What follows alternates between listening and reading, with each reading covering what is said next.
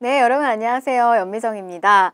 네, 이번 강의는요, 조선시대를 전기하고 후기로 나누는 이 양란에 대해서 배워보도록 하겠습니다. 그래서 임진 왜란가요, 그다음에 이후에 등장하게 되는 우리 호란에 대해서 배울 거고요. 그리고 이 양란을 기점으로 해서 조선 후기에 굉장히 정치적으로, 제도사적으로도 많은 변화가 일어나게 돼요. 바로 그러한 변화된 부분들을 좀 배워보도록 할게요. 자, 그럼 먼저 기출주제 29, 왜란과 광해군의 전란 수습책입니다. 자, 우리 이 임진왜란의 전개 과정을 좀 보셔야 되거든요. 근데 이 전개 과정은 좀 크게 여러분들이 큰 틀로 3단계로 나눠서 좀 살펴보시면 쉽습니다. 자, 그래서 첫 번째 우리가 1단계의 상황은요. 1단계 상황은 준비가 사실 제대로 되어 있지 않았어요. 일본의 이 침입이 있었을 때. 그래서 초창기는 강군의 대패, 참패입니다. 그래서 그 부산부터 시작해서 들어오는 어떤 그런 상황 속에 속수무책으로 참패하게 되는 어떤 그런 상황들을 떠올리시면 되겠고요. 여러분들 1단계 상황은 그런 쪽으로 먼저 이제 흐름을 잡으시면 됩니다. 자, 그 다음에 2단계로 넘어가게 되면 상황이 전환이 돼요. 반전이 되는데 그때 활약한 이가 있었으니 바로 바다에서는 이순신의 활약이 돋보이고요. 그 다음에 육지로는 의병들의 활약이 돋보입니다. 그래서 첫 번째 이게 광군의 대패가 이어지다가 2단계로 들어오면서부터는 상황 전환을 이루게 된다는 거. 자, 그러다가요. 명나라의 지원군이 당도를 하게 돼요. 그래서 우리가 빼앗겼던 평양 지역을 탈환을 하게 되는데 그러면서 또 우리가 휴전 협정기로 들어가게 된다는 거. 휴전 협상을 하는 요 협상기로 들어가게 됩니다. 그러나 결국에는 이 협상이 결렬돼요. 그래서 우리가 임진년에 일어난 임진왜란 그리고 휴전협상이 결렬되면서 다시 일어나게 되는 정유재란, 우리 요 3단계로 들어가는 거 정유재란으로 이렇게 들어가게 됩니다. 그래서 이후에 치러지게 되는 어떤 또 전개 과정을 보시게 되는데요. 여기에서 역시 이순신의 어떤 해전의 활약을 좀 포커스를 맞춰서 보시는데 마지막 명량 해전 그리고 노량해전 어떤 이러한 전개 과정 속에서 이루어지게 된다는 거. 그래서 임진왜란을 보시고 이후에 달라지는 어떤 또 정치적 제도사적인 상황들 이런 것들 보십니다. 자, 그럼 볼게요. 왜란 이전의 대외 관계는요. 우선 명나라의 관계를 보게 되면 우리는 조선시대 때는 외교의 방향성을 사대와 교린 이렇게 방향성을 잡고 갔어요. 그래서 큰 나라를 섬긴다. 명나라를 큰 나라로 섬긴 거예요. 그래서 어떤 조공책봉의 관계를 맺고 있었는데 그런데 우리가 이 명나라하고의 관계는 자주적인 실리 외교다라고 평가를 하고 있습니다. 즉 이 말은 무슨 말이냐면요. 우리가 비록 조공을 바치고 큰 나라로서 섬기기는 했지만 조공을 바치고 난 다음에 저 명나라로부터 들어오는 어떤 회사품이요. 우리가 보낸 것보다 훨씬 더 많고 좋은 제품들이 많이 있었어요. 그래서 우리가 어떤 선진 문물들을 굉장히 많이 수용했다는 거. 그래서 그러니까 겉으로 봤을 때는 명나라도 외교적으로 어떻게 보면 국제 질서를 잡는 그런 과정 속에서 실리를 취득한 거고요. 그 다음에 우리 입장에서도 현실적으로 사실은 별로 이렇게 나쁠 것이 없는 그런 자주적이자 실리적인 외교를 했다는 거예요. 특별한 간섭도 별로 받지 않았고요. 사실은 이런 정기적인 어떤 사절단들이 있었고요. 이거 이외에도 부정기적으로다 조천사라고 하는 사신들이 여러 차례 많이 왔다 갔다 했다. 이렇게 보시면 됩니다. 자, 그 다음에 일본하고의 관계를 보시면 이 일본하고의 관계는 교린의 관계예요. 여기가 4대라면 일본의 관계는 교린이에요. 근데 사실 여러분 이게 쉽지가 않아요. 그러니까 뭔가 이웃을 사실 이 4대는 이미 어차피 질서가 딱 정해진 거예요. 그래서 삼국의 나라 그리고 우리가 조공을 바치면 된다. 이렇게 딱 끝나버리는데 이 교린, 이웃과 친하게 지내는 거. 근데 이들은 말썽을 부릴 때도 많고요. 말썽을 부릴 때도 많고 이러다 보니까 우리가 당근을 주기도 하면서 한편으로는 채찍질을 가하기도 하고 밀고 당기기를 계속 해야 되는 거예요. 바로 그러한 과정 속에서 보여지는 일본의 관계 보시면 되는데 중종 무렵이 되면 삼포에서 우리가 이거 세종 때 삼포를 열어줬잖아요. 근데 여기에서 이 외인들이 무역 통제에 대한 반발 때문에 이제 난을 일으키게 됩니다. 그러다가 또 명종 시기 때 오게 되면 또 한 번의 대규모의 이 왜구들을 침입해서 들어오게 돼요. 명종 시기 때. 역시나 조선의 무역 통제, 자꾸 제한적인 어떤 이런 통제 때문에 끊임없이 쳐들어오게 되는데 규모 자체가 굉장히 틀렸어요. 이 을묘해변 때는. 그래서 여러분들이 여기서 보셔야 되는 건 뭐냐면 이런 어떤 그러니까 위로는 여진, 그 다음에 아래로는 왜구의 침입 이런 것들이 끊임없이 이루어지다 보니까 변방을 방비하기 위한 어떤 임시기구가 이때 처음 설치가 돼요. 그래서 중종 시기 때 자, 비변사가 처음으로 설치가 됩니다. 그래서 변방을 방비하는 임시기구예요. 이 비변사가 처음 설치된다는 거. 근데 이때 처음 설치될 때는 임시기구적 성격이었어요. 그런데 을묘외변이 터지고부터는 이 비변사는 어떻게 되냐면 상설기구화가 된다. 자, 여러분.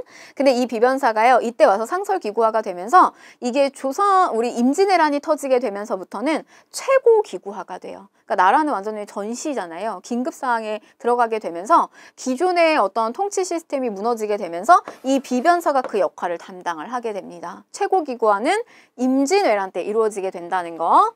자, 바로 이런 어떤 일본하고의 관계 속에는 교린의 관계 속에서 끊임없이 크고 작은 일들이 이루어졌는데요. 근데 앞에 일어났던 이런 삼포외란과 을묘해변하고는 차원이 다른 일본의 군대가 쳐서 들어오게 됩니다. 바로 이제 왜군이 쳐들어오게 되는데 그게 바로 임진년에 일어난 임진왜란이에요. 1592년 1592.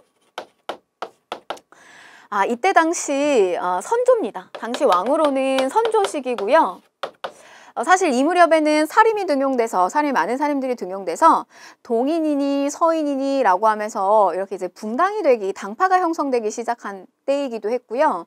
그래서 사실은 당시 이 일본의 이상한 움직임, 당시에 어떤 이렇게 혼란한 시대를 통일을 했던 도요토미 히데요시가 이 혼란했던 일본의 전국 시대를 통일을 하게 되거든요. 그러니까 그러다 보니까 이 통일된 나라 안에 있었던 뭐 이렇게 사무라이들이나 이런 무사들의 어떤 불만을 이들이 그러니까 말하자면 직업이 없어진 거예요. 혼란했던 나라가, 분립됐던 나라가 통합이 되다 보니까 그래서 이들이 자기들이 가지고 있는 재능인 무예적 기술을 막 발휘해야 되는데 발휘할 데가 없다 보니까 내부적으로 크고 작은 어떤 이런 분쟁이나 사건들이 많이 터졌어요.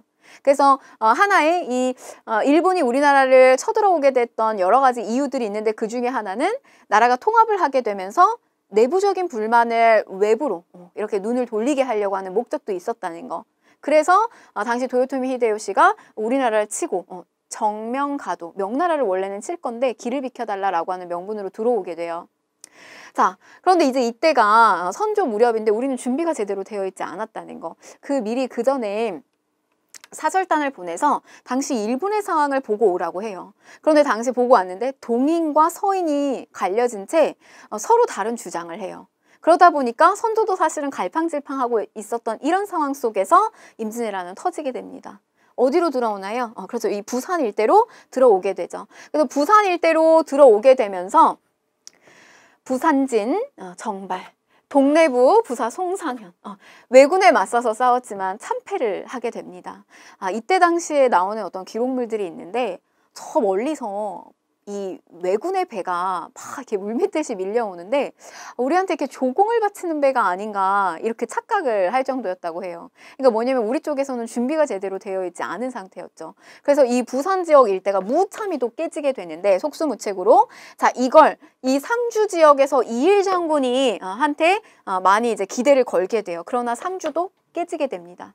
그리고 나서 어디로 들어오냐면 충주 지역으로 들어오게 되는데 이 충주의 신립 장수는 당시에 선조가 굉장히 신임이 높았던 장수였어요. 이 신립 장수가.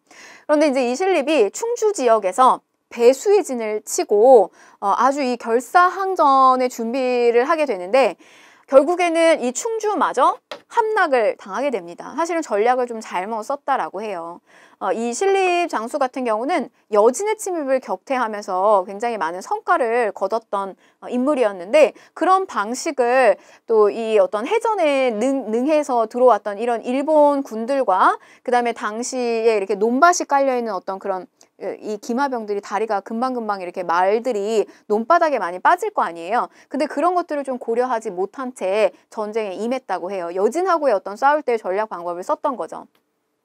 자, 그래서 결국 이 충주 지역까지 함락을 당하게 되면서 이 신립은 배수의 진을 치고 항전했지만 왜군에게 대패를 하게 됩니다. 그래서 결국 이 신립은 여기서 이제 자결을 하시게 되고요.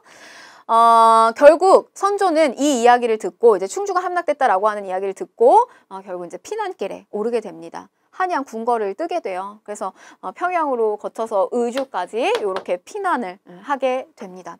당시 이때 궁궐을 떠날 때요. 당시 그 유성룡 총책임자였던 유성룡이 남겼던 징비록이라고 하는 기록이 있어요. 그러니까 오늘날 지금 이러한 처참한 상황을 징계하지만 이걸 굳이 기록으로 남기는 이유는 후대의 후손들이 우리 지금 당대의 상황을 교훈으로 삼아서 다시는 이런 일이 있으면 안 된다라고 남긴 기록문이 있어요. 굉장히 사실은 좀 처참한 상황들이 많이 적혀져 있는데 선조가 피난길에 올랐을 때 많은 백성들이 그 피난길을 막으려고 앞에서 무릎 꿇고 막 와서 울면서 남겨진 그런 기록들까지 상세하게 기록이 되어 있거든요. 그런 장면들. 근데 결국엔 이제 피난길에 오르게 되고 이제 이 무렵에 명나라에 원군을 요청을 하게 됩니다. 자, 이렇게 속수무책으로 초창기의 초기 전투가 패배를 하게 되는데요. 상황 반전이 온다라고 설명을 드렸어요. 2단계에. 자, 그게 뭐냐? 바다에서 이순신의 활약이 보여집니다. 이쪽으로 이제 이 바닷길로 이 일본의 군인이 쳐들어오게 되는데요. 여기 육지를 통해서 이들이 먼저 뚫고 들어갔잖아요. 그러면은 말하자면 이제 군수, 물자 같은 것들을 이쪽에 바닷길을 통해서 군량미라든지 이런 것들을 같이 보내서 합류를 시켜줘야 돼요. 근데 여기에 발목이 잡힌 거예요. 누구한테? 이순신한테 발목이 잡힙니다. 이게 굉장히 의미를 가지는 이유는 뭐냐면 여기에 곧 들어오게 되면 전라도 지역의 곡창지대를 차지할 수가 있어요. 근데 그걸 막음으로써 인해서 더 이상 일본이 더욱더 쉽게 우리 한반도 영역을 침략하기가 어려워졌다는 거. 이렇게 굉장히 큰 역할을 했던 게 바로 이순신입니다. 학익진, 학의 날개를 피는 이런 어떤 방법, 배의 진영을 학의 날개를 피는 방법을 통해서 이들을 수장시키는 이런 학익진 전법으로 왜군에서 승리를 거두게 된다는 거. 자, 그 다음에 우리가 영토, 이 육지에서는요. 의병들의 활약이 돋보입니다. 그래서 곽재우라고 하는 이 의병, 홍위장군 곽재우 등의 자발적으로 조직된 의병들이 향토지리의 밝은 점. 우리가 사실 갖고 있는 무기는 별로 없어요. 근데 우리가 가장 잘할 수 있는 건 뭐냐면 내 땅은 내가 잘한다예요. 그래서 이 지리, 향토지리의 밝은 점을 이용해가지고 일본이 아무리 뭐 좋은 무기를 가지고 들어와도 우리가 그런 지리적인 이점을 잘 활용을 한다면 분명히 성과가 있을 것이다 라고 본 거죠. 그래서 의병들이 자기 땅을, 자기 집, 자기의 가족을 지키기 위해서 직접 발벗고 나서게 됩니다. 대표적인 인물이 곽재우고요. 자, 그 다음에 바닷가 쪽에서 여기서 이제 한산도 대첩으로 여기 수군을 막았다면 이 육지 지역에서는 진주 지역에서 바로 이 진주 목사 김시민이 이 왜군을 상대로 큰 승리를 거두게 됩니다. 그래서 상황 반전이 온다는 거, 이순신, 그 다음에 김시민, 곽재우 이런 활약들이 있었다는 거. 자, 명나라의 지원군이 당도를 하게 되는데요. 조명 연합군이 결국 이 평양선 전투에서 승리를 하게 되면서 빼앗겼던 평양성을 탈환을 하게 됩니다. 자, 명나라 지원군 평양성을 탈환을 하게 돼요. 자, 그런데 이 명나라가요, 조금 우리하고는 협의 없이 좀 독단적으로 치른 전투가 하나 있는데 그게 뭐냐면 벽제간 전투예요. 이 벽제간 전투에서 명나라가 타격을 받게 됩니다. 명나라가 깨지게 돼요. 자, 그런데 이제 여기서 명나라가 깨지고요. 그 다음에 어떤 전투가 벌어지게 되냐면 행주산성에서 권율의 이 행주 대첩이 이루어지게 되는데 이 행주 대첩에서 또 권율 장군이 거기에 있는 이제 그 백성들하고 같이 힘을 모아서 왜군을 상대로 크게 승리를 이루게 돼요. 그래서 보시면 여기서 명나라가 깨지죠. 이 행주 대첩에서 일본이 깨진 거예요.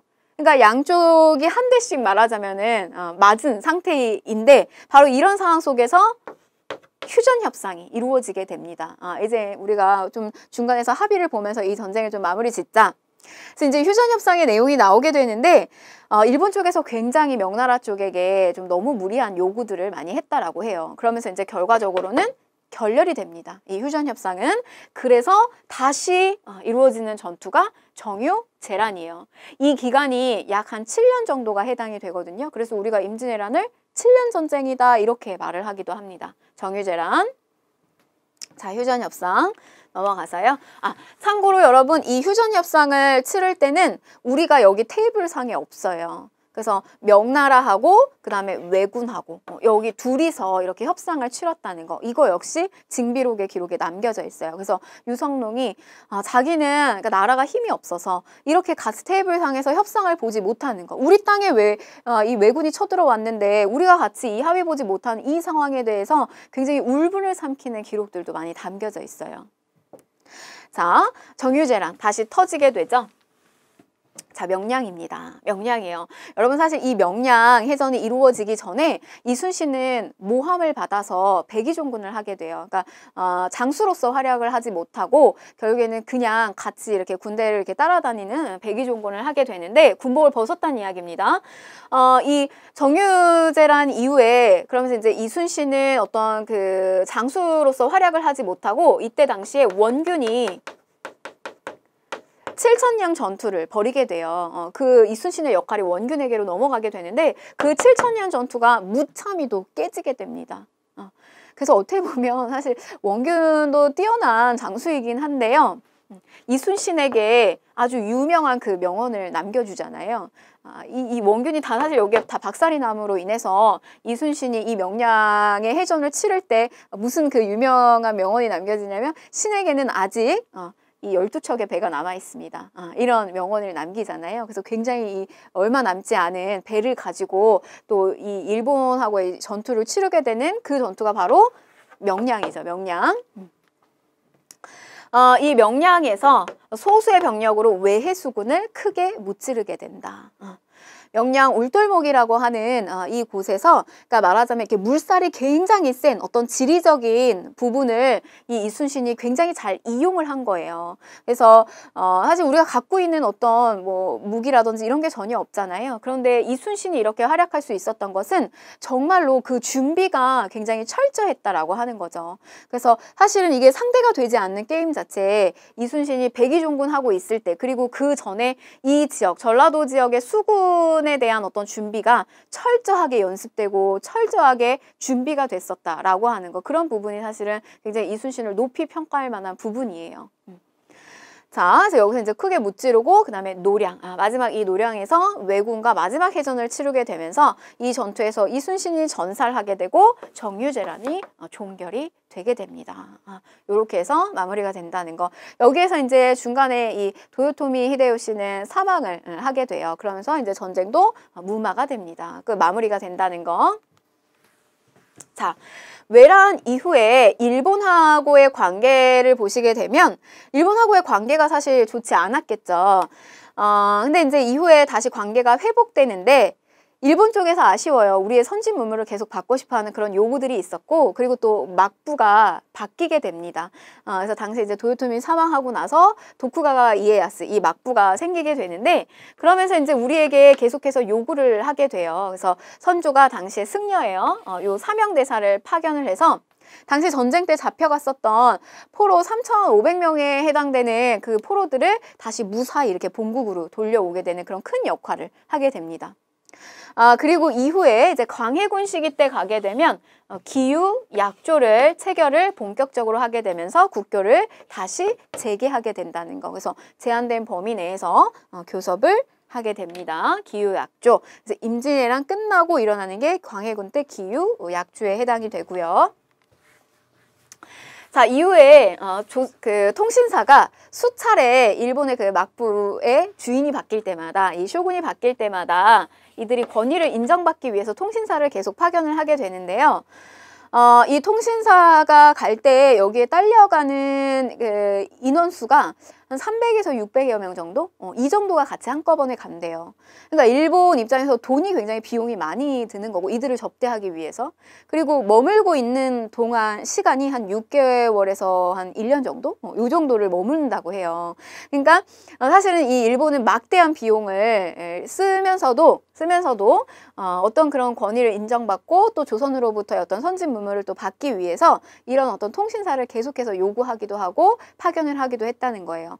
근데 이렇게 이제 시간이 긴 시간 동안 6개월에서 한 1년 정도의 시간 동안 이들에 대한 우리 조선하고 일본의 문화 교류가 얼마나 많이 이루어졌겠어요. 그래서 그런 문화 교류가 일어났던 것들이 기록으로 다 남겨져 있는데, 그게 바로 2017년에 유네스코 세계 기록 유산으로 등재가 되었습니다. 조선통신사. 자, 이후에 그럼 이제 임진왜란이 끝나고 나서요, 토지가 엄청나게 많이 황폐화가 됐을 거란 말이에요. 근데 그런 황폐화가 된 토지, 이걸 이제 이후의 왕이었던 광해군이 바로 그 전란에 뒷수습을 하게 됩니다. 광해군은 물론 전쟁 끝나고 나서 이렇게 뭐 뒷수습만 한 건 아니고요. 전쟁 중에서도 이 선조가 의주로 피난을 했을 때 조정을 둘로 나눠서 일부는 한 축에서는 이 광해군이 이 담당을 했고요. 전란의 어떤 책임자로서, 그리고 또 한 축으로서는 이 의주로 피난을 갔던 이제 선조가 조정의 그 한 축을 이끌고 있었던 어떤 이런 상태였어요. 그래서 광해군이 기여한 부분이 굉장히 많아요. 자, 우선 민생을 안정시키기 위해서 대동법을 실시했다. 자, 우리 이거 경제 파트에서 다시 나올 건데 핵심만 보면 원래 세금을 내는 거에서 토산물을 직접 내야 되는 게 있는데, 이 토산물을 뭘로 바꿔내냐면 요렇게 쌀이나 그 다음에 화폐로 내는 거, 요게 대동법이에요. 요런 걸 실시했다는 거고, 그 다음에 또 전통 한의학을 정리한 요런 동의보감 같은 거, 요런 책들도 나왔다는 거. 자, 광해군으로 넘어가서요, 우리가 정치사적으로 광해군으로 좀 넘어가서 살펴볼 텐데, 자, 왕의 그 재위 과정을 좀 다시 한번 보시면, 선조죠. 우리가 이 선조 시기 때 임진왜란이 터지고요. 선조, 그 다음에 광해군, 그 다음에 그 다음에 인조, 효종. 우선 여기까지 끊어보겠습니다. 광해군. 이 선조 시기 때 결국에 이제 임진왜란 터지고요. 그 뒷수습을 또 하면서 입지를 다졌던 북인에서 올렸죠. 이 광해군 같은 경우는. 그래서 광해군이 이제 정치적 입지를 다지게 되는데, 이 광해군이 즉위를 하면서 외교 관계에 있어서는 어떤 외교 관계를 썼냐면 바로 중립외교를 썼다는 거예요.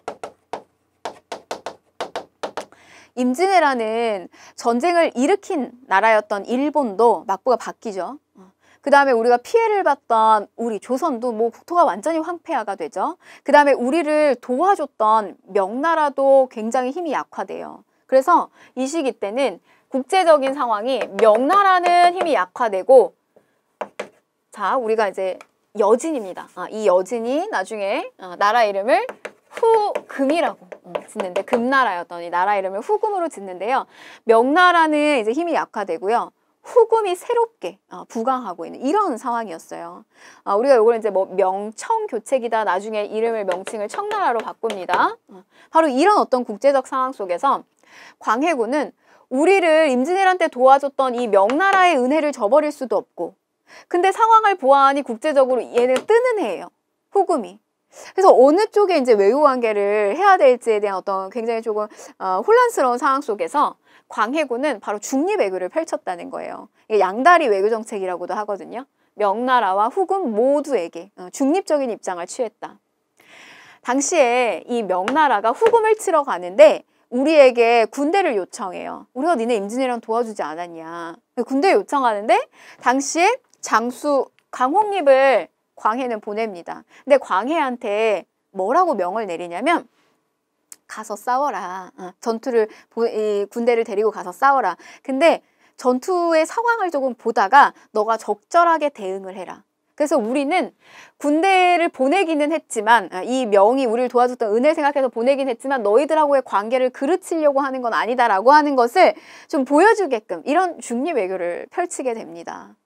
근데 결국 이 광해군이 이렇게 군으로서 격하를 당하게 되고 사실은 이렇게 명예가 실추되는 원인 중에 하나가 바로 이 중립외교도 있습니다. 뭐냐면 이 명나라의 은혜를 저버리고 오랑캐였던 나라인 이 후금하고 관계를 맺었다라고 하는 걸로 인해서 굉장히 큰 타격을 받아요. 결국 이런 중립외교를 전개하면서 국가를 안정시키기는 했지만 인조 반정의 빌미를 가져오게 됩니다.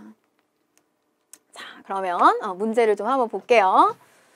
자, 다음 일기의 훼손된 부분에 해당하는 시기에 사실로 옳은 것을 골라라. 자, 왕은 세자에게 평안북도 강계로 가서 혼란한 정국을 안정시키고 수습하라고 하였다. 그 후 왕은 의주로 향하였고 세자는 강계로 향하였다. 오늘부터 조선에는 2개의 조정이 생겼다. 왕은 의주로 갔네요. 선조 의주로 가고요. 나머지 책임자 광해가 수습을 했다는 이야기예요. 자, 그리고 조명연합군이 당도해서 평양성을 탈환했다. 그래서 우리 요거 앞부분에서 광군이 대패하고 이 중간 과정에 뭐가 나올까요? 그 이순신의 활약과 의병의 활약 이런 게 중간에 낄 수 있겠죠. 자, 그래서 정답은 이순신이 한산도 대첩에서 승리하였다. 요게 정답입니다. 자, 정발이 부산진성에서 전투에서 전사하였다라고 하는 건 이건 초기에 광군의 대패 그 부분이죠. 자, 휴전회담의 결렬로 정유재란이 시작되었다라고 했는데 요거는 평양성 탈환하고 난 다음에 이후에 나오는 거고요. 자, 명나라 요청 강홍립 부대가 파견되었다. 요건 광해군 중립외교 관련이죠. 정봉수하고 이립이 의병을 이끌고 활약하였다. 요거는 이후에 나옵니다. 정묘, 호란에 대한 겁니다. 정답은 1번이 되겠습니다. 임진왜란 전개과정. 자, 다음 문제 보실게요. 밑줄근 왕의 업적으로 옳은 것을 골라라. 자, 왕이 이르기를 허주는 일찍이 의방을 찬집하라는 선왕의 특명을 받아서 몇 년 동안 자료를 수집하였고 심지어 유배되어 옮겨다니는 가운데에서도 그 일을 쉬지 않고 해서 책으로 엮었다. 허준의 동의보감이죠. 자, 요거 누구 얘기하는 거다? 광해군 얘기하는 거죠. 저 왕은. 자, 그럼 광해군 내용 골라볼게요. 자, 정답 요거 1점짜리네요. 명나라하고 후금 사이에서 무슨 외교? 중립외교를 펼쳤다. 정답은 1번이 되겠습니다. 자, 2번 보시면요. 탕평비를 세워서 이제 이 나머지는 여러분 요 뒤에 후반부에서 나온 내용들이에요. 그래서 여러분들 그 문제 푸실 때 아직은 여러분들이 전체적인 내용을 다 배우지 않았기 때문에 이렇게 중간에 선지가 나온다고 해서 틀린다고 해서 너무 이렇게 낙담하실 필요는 없어요. 역시 역사도 전체적인 줄거리가 중요하기 때문에 뒤에까지 공부를 좀 어느 정도 다 하신 다음에 문제를 푸는 게 훨씬 더 수월해질 거예요. 자, 2번 보시면 탕평비를 세웠다. 요거는 영조 관련이고요. 초계문신제를 시행하였다. 요거는 정조입니다. 육조직계제를 처음 실시하였다. 육조의 업무를 직접 받는 거 요건 누가 있었죠? 태종이 있었고요. 그리고 이후에는 세조도 육조직계제. 자, 집현전 설치했다. 요거는 세종이 되겠습니다. 그래서 정답은 1번이고요. 자, 요렇게. 자, 여러분 우리 기출주제 30, 호란과 양난 이후의 통치체제의 변화 요 살펴볼 텐데요. 그 여러분 지금 이 광해군과 관련해서 정치적으로 조금 내용을 좀 더 들어가서 살펴보게 되면 이 중립외교를 펼쳤던 광해군은 이후에 사실은 그 폐모살제 계모죠. 임목대비를 폐위하고 그 다음에 자기하고 배다른 형제였던 그 영창대군을 살해했다라고 하는 그 명목으로 굉장히 도덕적인 실추를 얻게 돼요. 그래서 결국 이 광해군이라고 하는 인물은 결국 폐위를 당하게 되는데 그 2가지 원인이 오랑캐하고 친했다. 그 다음에 자기의 계모였던 이 폐모, 어머니를 폐위하고 그 다음에 동생을 죽였다라고 하는 저 폐모살제, 저런 2가지 이유 때문에 결국에는 광해군이 폐위되고 인조가 왕위로 올라오게 됩니다. 이게 바로 올바르게 정치를 다시 돌리겠다. 광해가 너무 못해서. 이게 인조 반정이에요. 인조 반정. 그러나 정치적인 외교의 방법이 광해군 때와 인조 때는 확연한 차이를 보이게 되는데 그게 바로 호란이라고 하는 것을 가져오게 되는 계기가 됩니다. 바로 어떤 그런 호란에 대해서 이제 들어가서 살펴보도록 할게요. 자, 보시면 광해군의 중립외교 정책과 폐모살제에 반발을 하게 됐다. 사실 이 폐모살제에도 또 이유가 있습니다. 그러니까 광해가 뭐 임진왜란 끝으로 선조의 밑에서 굉장히 그 많은 역할을, 중요한 역할을 많이 했었는데요. 선조가 바로 왕위에 이 광해군을 올리지를 않아요. 왜냐하면은 그 적장자의 어떤 그 범주에 있는 왕이 아니었거든요. 저 광해는. 그래서 이제 이후에 당시에 이제 이 임목대비 사이에서, 그러니까 말하자면 이제 새로운 또 이 아들이, 적장자로서의 아들이 또 탄생을 하게 되는데, 그게 바로 영창대군이었어요. 그래서 이제 자기 역할이 큰데 이 영창대군이 나오니까 왕위를 즉위하지 못하는 상황으로 갈 수가 있었던 거죠. 그래서 결국에는 이 광해군을 지지해줬던 북인, 여러분 이렇게 왕만 보시면 안 된다고 했어요. 이 왕을 올려줬던 당파를 보셔야 되는데, 결국 이 당파의 입지가 약해질 수 있겠죠. 그래서 결국에는 이제 북인 쪽, 광해군 쪽에서 이 영창대군을 죽이게 되는 기록상에서 이렇게 뭐 증살, 집에 처소에 이렇게 가둬가지고 땔감을 막 떼어가지고 부르다가 땔감을 막 떼서 열을 올려가지고 이 배다른 형제인 영창대군을 죽였다, 막 이런 기록들이 있어요. 굉장히 잔인한 기록이 있는데, 결국 이런 어떤 일들 때문에 도덕적인 실추를 당하게 됩니다. 광해는. 광해군은 결국 폐위가 되고요. 인조가 즉위를 하게 되는데, 이 인조를 올렸던 판은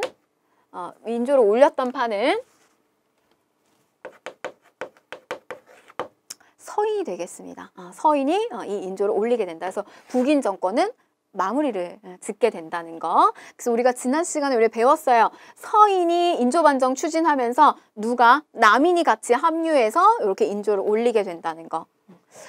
자, 인조반정을 이렇게 추진하는데, 당시 이제 공신이었던 이괄이 공신책봉에 불만을 품게 됐다. 이렇게 이야기를 하고 있는데요. 저렇게 불만을 품고 난을 일으켜서 그 당시에 이 후금이 이 조선을 침략하게끔 종용을 해요. 그래서 이괄이라고 하는 인물이. 그래서 바로 요 시점에서 이제 호란이 일어나게 된다. 그게 바로 이제 정묘호란입니다. 정묘호란.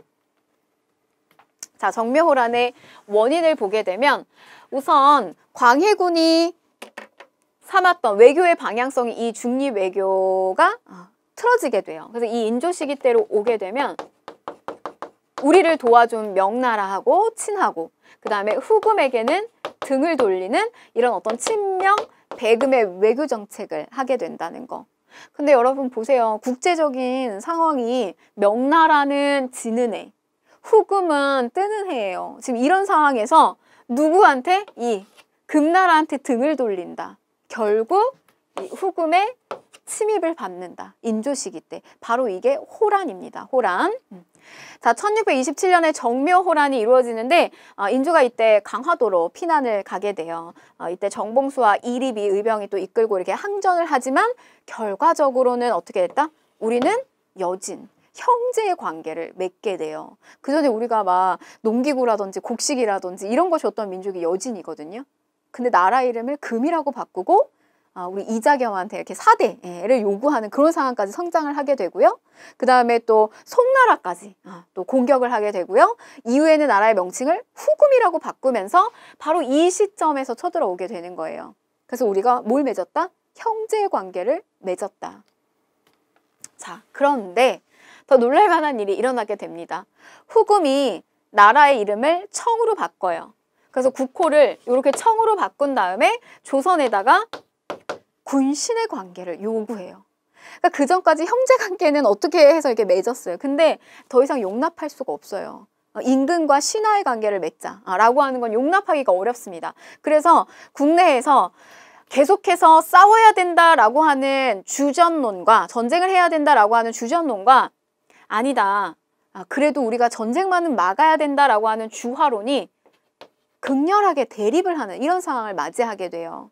그런데 점점 이 조선에서의 분위기가 이렇게 이제 주전론으로 가는 분위기가 너무 이렇게 많이 보여지자 결국에 이 청나라의 침입을 또 받게 되는데, 그게 바로 병자호란이에요. 두 번에 걸친 거죠. 정묘, 병자호란.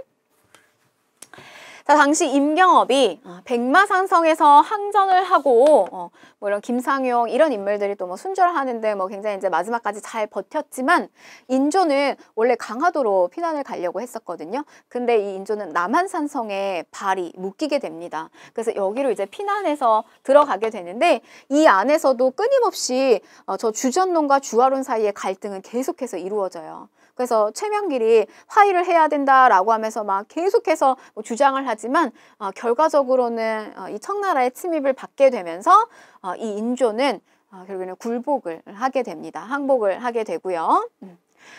자, 그래서 이렇게 이제 항복을 하게 되면서 군신의 관계를 결국은 체결을 하게 돼요. 그래서 삼전도의 굴욕. 이게 우리 저쪽 삼전도 여기 있어요. 우리 저 서울 송파구 지역에 삼전도 있고 우리 석촌호수 있는데 그 일대에 있습니다. 거기에 삼전도 비가 있어요. 네, 그 일대에서 이 인조가 삼계 구고두레. 그래서 한번 이렇게 무릎을 꿇고 배에 이렇게 인사를 할 때마다 한번 무릎을 꿇을 때마다 머리를 이렇게 3번씩 땅에다가 부딪히는 이런 삼계 구고두레를 하게 됩니다. 그러니까 예의를 갖춘 거죠. 굉장히 굴욕적인 어떤 상황이었고요. 주변에 이제 신료들, 그 다음에 뭐 왕실의 손들, 뭐 이런 사람들이 다 지켜보면서 이렇게 통곡을 하는 그런 아주 처참한 상황을 맞이하게 됐어요. 두 왕자도 이 병자호란을 끝으로 소현세자 그리고 복림대군이 청의 인질로서 끌려가게 됩니다. 자, 이후의 상황을 한번 보실까요? 자, 선조, 광해, 인조, 효종이에요. 광인, 효 넘어가셔서 효, 현 이렇게 들어가는데 인조 시기 때 결국은 이런 친명배금의 외교 정책으로 인해서 2차례에 걸친 호란을 맞이하게 된다. 정묘 호란과 병자 호란을 겪게 되는데 여기에 소현세자 복림대군이 볼모로 막 끌려가고 그랬잖아요. 그런데 이후에 그러니까 소현세자가 사실은 첫째예요. 근데 이 소현세자가 첫째인데 결국에는 얼마 안 돼서 다시 본국으로 돌아왔는데 병을 앓다가 결국엔 얼마 안 돼서 사망을 하게 됩니다. 그래서 당시 이제 차남이었던 복림대군이 왕으로서 올라오게 돼요. 바로 그게 효종이에요. 얘가 복림대군이다. 복림대군 차남이고요. 그래서 이제 이 효종이 왕위로 올라오게 되는데 이때부터 어떤 분위기, 어떤 방향성, 나라를 이끌어가는 데서 기본적인 방향성이 어떻게 흐르냐면 북벌이에요. 북벌. 이 북벌은 청나라에 대한 치욕을 갚자. 그래서 북쪽에 있는 오랑캐 청나라를 치자. 이런 어떤 북벌 운동이 추진이 됩니다. 대표적으로 당시 이제 이 송시열이라고 하는 인물이 중심이 되고요. 그런데 이 효종 시기 때 러시아를 정벌하기 위해서 청나라가 우리에게 군사 요청을 하게 돼요. 근데 참 아이러니하게도 저 러시아를 정벌하러 가는데 이 조총부대를 파견을 시켜요. 그러니까 우리는 사실 청을 치려고 이 북벌을 준비하고 있었거든요. 이 어영청이라고 하는 군대를 중심으로 해서 청나라를 치려고 준비하고 있었는데 청나라 쪽에서 러시아 친다라고 군대 요청을 하니까 우리가 이 어영청 일부 부대를 보내주게 돼요. 조총부대를. 즉 이 말은 무슨 말이냐면 당시의 어떤 분위기가 북벌을 강력하게 추진을 하고 있지만 이거를 주도했던 서인 정권이죠. 송시열을 비롯한 이 서인 정권이 실제로 북쪽을 치려고 했던 것이 아니라 자기들의 어떤 정당성, 명분을 유지하기 위해서 이런 어떤 북벌 운동을 했다라고 하는 해석이 있습니다. 그러니까 정권 유지 차원에서 했다는 거죠. 자, 그 다음에 숙종 시기 때 넘어가셔서 보시면 효, 현 우리가 요 숙종 시기로 넘어가는데 숙종 시기로 가게 되면 뭐 백두산 정계비와 같은 요런 거 이제 간도 지역을 두고 국경 분쟁이 발생을 해서요. 백두산 일대에 이렇게 정계비를 건립하는 일들도 일어나게 됩니다. 영역에 대한 어떤 갈등 때문에 숙종 시기 때 요 정계비를 세워요. 자, 그 다음에 또 북항론이 대두가 됐다. 자, 이거는 무슨 말이냐? 일단 기본적으로 북벌이에요. 그러나 당시에 이제 청나라에 많이 왔다 갔다 하는 사람들이 생기게 되면서 뭐 사신도 생기고 뭐 여러 학자들도 많이 왔다 갔다 하면서요. 청나라가 그전에 내가 알았던 그런 오랑캐 짐승의 나라, 이런 나라가 아니다. 우리보다 훨씬 많은 문물에 있어서 앞서 있는 모습들이 보이더라. 그래서 어떤 분위기가 움직이게 되냐면 바로 이 북쪽에 있는 학문은 좋은 것은 우리가 따라서 배워야 된다라고 하는 북학. 이런 또 움직임이 있었다는 거예요. 그래서 북벌운동을 정치적인 어떤 위층에서는 추진을 하고 있었지만 이런 어떤 북학의 흐름이 자리 잡고 있었다는 거. 그래서 나중에는 저 북학의 흐름이 결국 개화파, 이렇게 문물을 쉽게 이제 받아들이고 새로운 것들을 받아들이는 어떤 그런 분위기로 또 흐르게 되는 어떤 밑바탕이 되게 됩니다. 북학. 자, 우리 전쟁이 끝나고 난 다음에 우리가 일본하고의 외구하고의 관계 속에서 여러분 이 비변사라고 하는 거 한번 주목했었어요. 그래서 제가 삼포회란, 그 다음에 명종시기 때 일어났던 을묘외변, 여기서 그 비변사를 한번 설명을 드렸는데, 자, 이거 중요합니다. 임시기구였다. 삼포회란 때, 중종 때. 근데 명종 을묘외변 때 어떻게 된다? 상설기구화가 되죠. 그랬다가 언제? 임진왜란 때는 어떻게 된다? 최고기구화가 된다는 거예요. 요거 꼭 보셔야 됩니다. 비변사. 나중에 이 19세기에 가게 되면요. 의정부는 본래 역할 그냥 유명무실해져요. 이름만 있고 기능이 없어요. 그래서 완전히 모든 기능이 어디 들어가냐면 이 비변사가, 심지어 비빈을 간택하는 일까지 비변사가 다 해요. 원래 국방 담당 군사기구였는데 그래서 외척들이 저 비변사를 기반으로 삼아가지고 정권을 끌고 가는 이런 모습도 보여집니다. 근데 나중에 저거 이제 흥선대원군 시기 때 가게 되면 없어져요. 이런 거 중점적으로 보시고, 자, 그 다음에 군사입니다. 군사. 군사에 대한 변화도 생겨요. 우리가 조선 전반기에는 중앙군이 5위 체제였어요.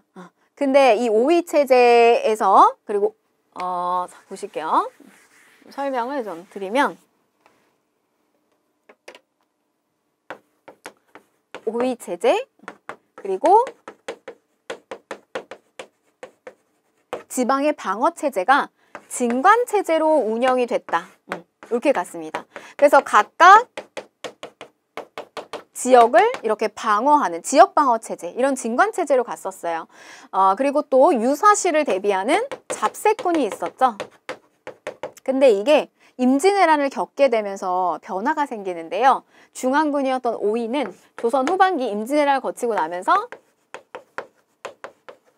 5군형으로 완성이 된다는 거. 그 첫 출발이 되는 군대가 뭐냐면 그게 훈련도감이에요. 훈련도감. 자, 이 훈련도감은 임진왜란 겪으면서 휴전협상기 들어가잖아요. 그때 새롭게 만들어지게 되는데 이 5위를 대신할 군대가 필요하게 됩니다. 유성룡 건의로 시행이 되고요. 포수, 조총부대, 그 다음에 활 쏘는 사수, 창과 칼 쓰는 살수, 이렇게 3수병으로 편성이 됩니다. 이들은 급료를 받는 일정한 상비군이었어요. 그러니까 모병이죠. 뽑은 거예요. 임진왜란을 겪게 되면서 아주 특별하게 뽑은 군대가 바로 훈련도감이었어요. 이게 바로 이제 우리가 5군형으로 가는 길인데, 그 다음에 순차적으로 어영청, 총융청, 수어청, 요런 군부대가 갖춰지게 되면서 마지막에 금이영까지 해서 숙종시기 때, 요렇게 쭉 금이영까지 해서 숙종시기 때 5군형의 체제로 완성을 하게 됩니다. 요 훈련도감이 굉장히 중요하고요. 그래서 보시면 어영청, 총융청, 수어청은 다 인조시기 때 만들어지게 되는데요. 여러분 여기서 가장 중요한 건 뭐냐면 이 어영청이 일단 잘 나옵니다. 이 어영청 같은 경우는 효종시기 때 북벌을 하기 위해서 강화됐던 부대가 바로 어영청이에요. 근데 그 러시아 정벌 하려고 나선 정벌 하는데 요청해가지고 갔다고 했잖아요. 바로 그 이제 부대고, 그 다음에 총융청 같은 경우는 북한 산성, 수어청 같은 경우는 남한 산성을 또 대비하기 위해서 만들게 됩니다. 자, 그리고 이제 숙종시기 때 오게 되면 마지막에 여긴 다 인조고요. 그다음에 여기는 이제 숙종시기 때 금이영을 통해서 이 5군형 체제가 완성을 하게 됩니다. 그래서 조선 전반기의 중앙군 뭐냐? 5위고요. 조선 후반기의 중앙군 뭐냐? 5군형이에요.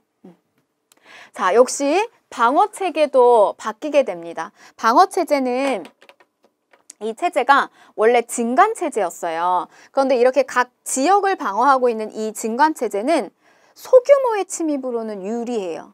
근데 대규모의 침입이 만약에 들어오게 되면 얘는 쉽게 깨지는데 바로 그런 대규모의 침입을 맞이했어요. 그게 바로 뭐였냐면 을묘 외변이었어요.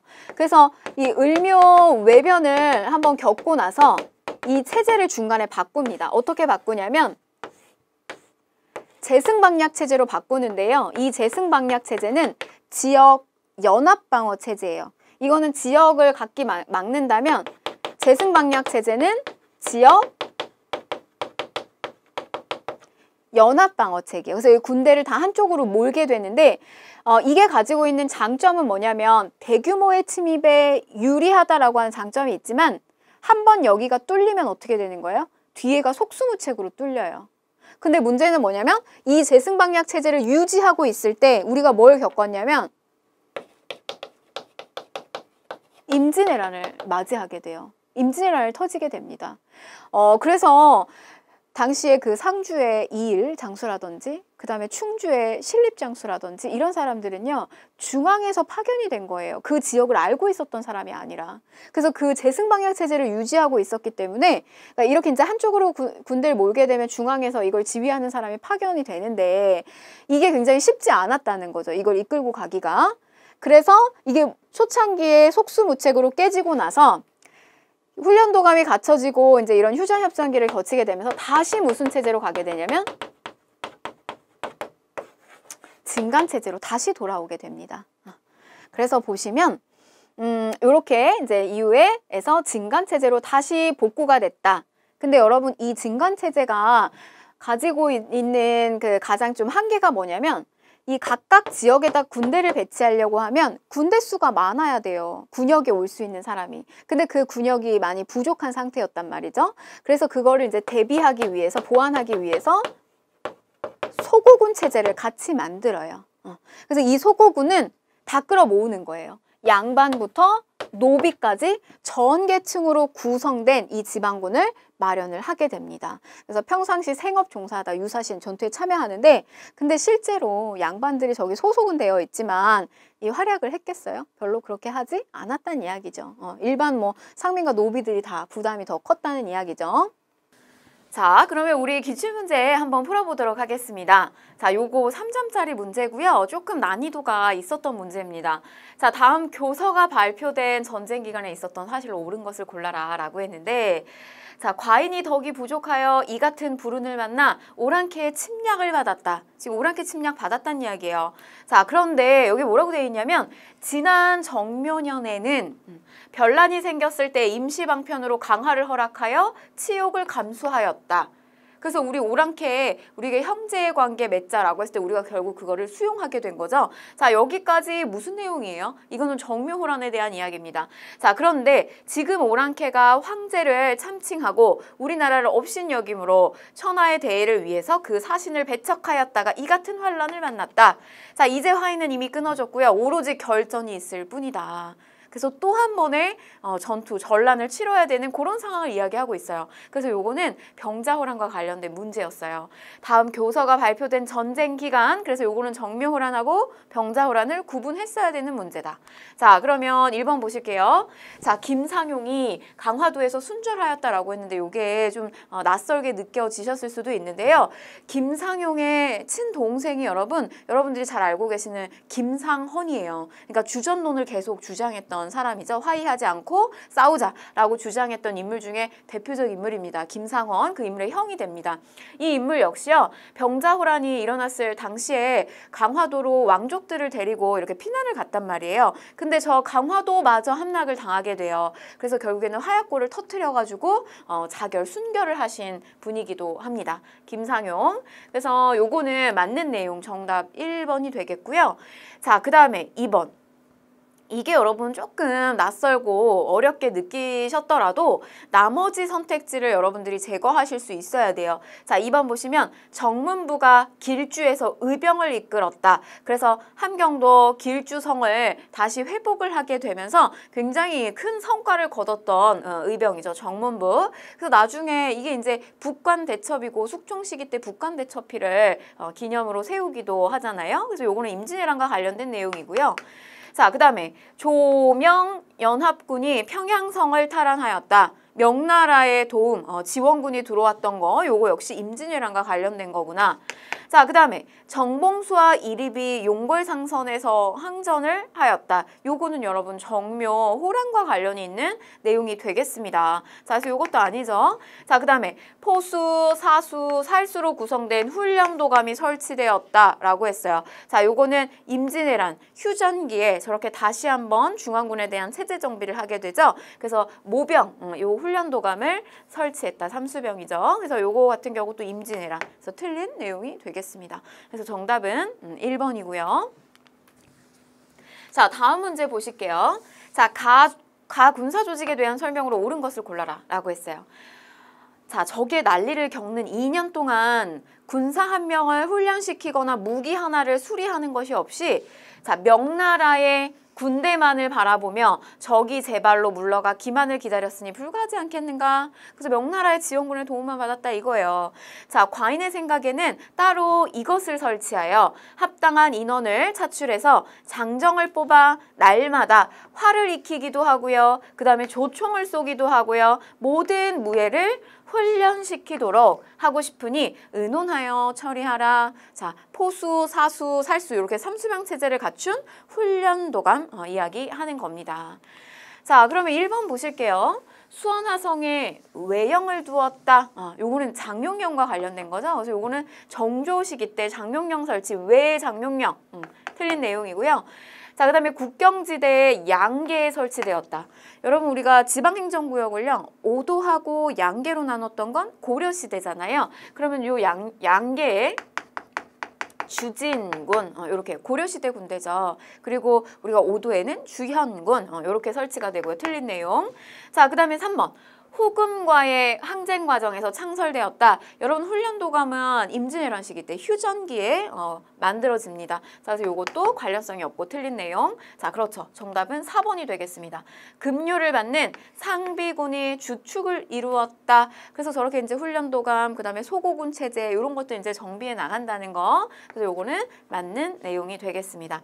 자, 응양군, 용호군, 2군이네요. 2군, 6이 중앙군에 해당되는 내용이죠. 자, 요것도 역시 고려 시기 때 해당되는 내용이 되겠습니다. 그래서 틀린 내용, 정답은 4번입니다. 사료 속에서요 문제를 이렇게 잘 들여다보시면 힌트가 굉장히 많이 나가고 있어요. 그래서 여러분들이 차분하게 주어지는 자료를 잘 들여다보면서 문제를 푸셨으면 좋겠습니다. 자, 이렇게 해서요 우리 이번 강의는요 조선을 크게 전기하고 후기로 가르지는 우리가 이 양란, 외란과 호란에 대해서 공부를 해봤습니다. 문제 출제는 우리가 지금 봤던 것처럼요 외란하고 호란, 또 호란 경우는 정묘호란과 병자호란을 이렇게 구분하는 문제들도 출제가 되고 있으니까요 여러분들이 잘 복습을 하시고 또 저는 다음 강의에서 뵙도록 하겠습니다. 네, 고생하셨습니다.